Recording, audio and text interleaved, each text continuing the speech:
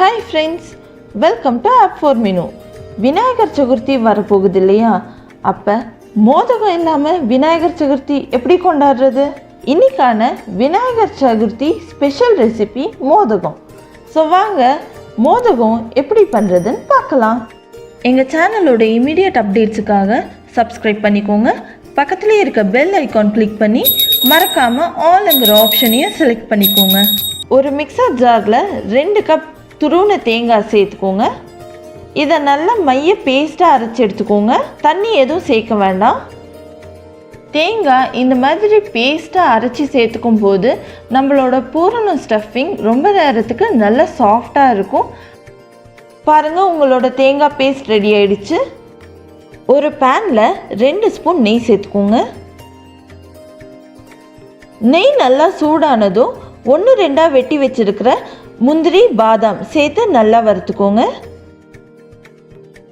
இந்த முந்திரி பாதாம் நல்லா கோல்டன் ப்ரௌனாக மாறுற வரைக்கும் வறுத்துக்கோங்க. இந்த முந்திரி பாதாம் எல்லாம் கோல்டன் ப்ரௌனாக வறுபட்டதும் அதை ஒரு பவுலுக்கு ட்ரான்ஸ்ஃபர் பண்ணி வச்சுக்கோங்க. அதே பேனில் 3/4 கப் வெல்லத்தை சேர்த்து நல்லா உருக விடுங்க. தண்ணி எதுவும் சேர்க்க வேணாம். இதை விடாமல் கலந்து விட்டுக்கிட்டே இருங்க.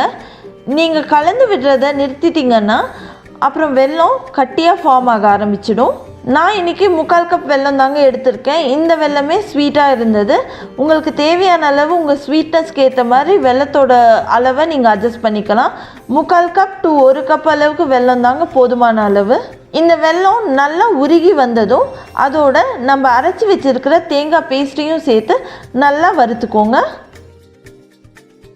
இந்த தேங்காய் லைட்டாக கலர் மாதிரி வர்ற வரைக்கும் நல்லா வறுத்து விட்டுக்கோங்க. தேங்காய் வெல்லத்தோடு சேர்ந்து நல்லா வறுபட்டு கலர் மாதிரி வரட்டும். அந்த அளவுக்கு நீங்கள் நல்லா வறுத்து விட்டுக்கோங்க. கொஞ்ச நேரத்துக்கு அப்புறமா பாருங்கள், தேங்காய் நல்லா வறுபட்டு கலர் மாதிரி இருக்குது. இந்த ஸ்டேஜில் நம்ம ஏற்கனவே வறுத்து வச்சுருக்கிற முந்திரி பாதாமை இதோடு சேர்ந்து நல்லா கலந்து விட்டுக்கோங்க.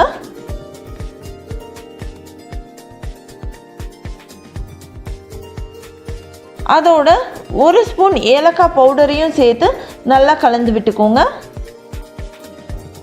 அவ்வளோதாங்க, உங்களோட மோதகத்துக்கான பூர்ணம் ரெடி ஆயிடுச்சு. ஒரு பேனில் 2 கப் தண்ணி சேர்த்துக்கோங்க. இந்த தண்ணி நல்லா கொதித்து வரட்டும். இந்த தண்ணி ஓரளவுக்கு லைட்டாக கொதிக்க ஆரம்பித்ததும் அதோட 1/2 ஸ்பூன் நெய், 1/2 ஸ்பூன் உப்பு சேர்த்துக்கோங்க. நல்லா இந்த தண்ணி கொதித்து வரும்போது 1 கப் அரிசி மாவை கொஞ்சம் கொஞ்சமாக சேர்த்து நல்லா கலந்து விட்டுக்கிட்டே இருங்க. நீங்கள் கலந்து விடுறதை நிறுத்திட்டிங்கன்னா அப்புறம் அரிசி மாவு கட்டியாக ஃபார்ம் ஆக ஆரம்பிச்சிடும். அதனால் விடாமல் கலந்து விட்டுக்கிட்டே இருங்க.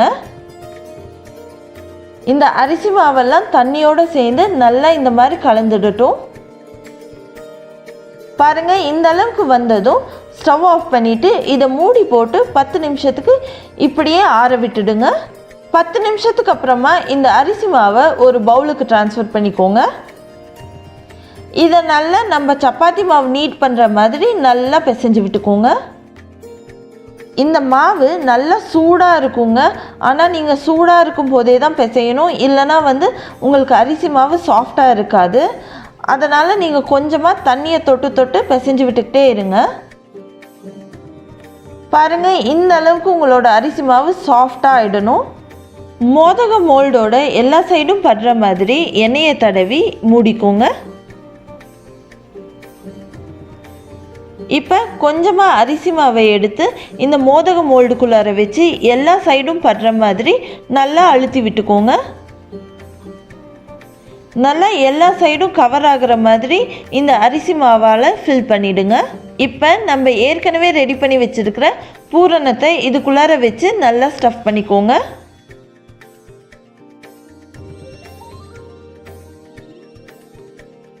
இந்த மோதகத்தை மூடுறதுக்கு மறுபடியும் கொஞ்சமாக அரிசி மாவை எடுத்து இதை மூடி விட்டுடுங்க.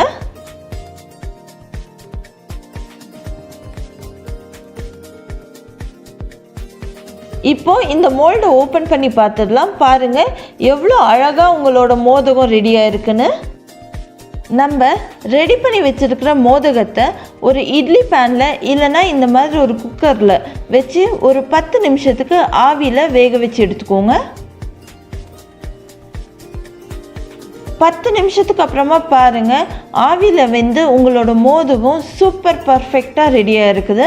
பாருங்கள் எவ்வளோ அழகாக உங்களோட மோதகம் சாஃப்டாக ரெடியாக இருக்குது. இந்த விநாயகர் சதுர்த்தியை எங்களோட மோதகம் ரெசிபியோட நீங்களும் என்ஜாய் பண்ணுங்கள். ஹாப்பி விநாயகர் சதுர்த்தி. இந்த வீடியோ உங்களுக்கு பிடிச்சிருந்தா ஒரு லைக் கொடுங்க. தேங்க்யூ.